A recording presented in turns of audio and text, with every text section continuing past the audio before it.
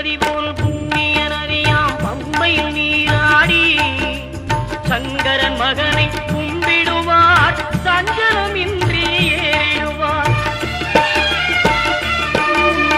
நீலிமலை ஏற்றம் சிவபாலனும் ஏற்றிடுவார். காலமெல்லாம் நமக்கே அருள்காவலராயிருப்பார். தேகபலம் தா பாதபலம் தா தேகபலம் தா பாதபலம் தா தேகபலம் தா என்றால் அவரும் தேகத்தை தந்திடுவார்.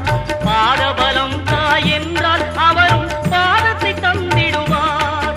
நல்ல பாதையை காட்டிடுவார். சுவாமியே ஐயப்போ ஐயப்போ சுவாமியே.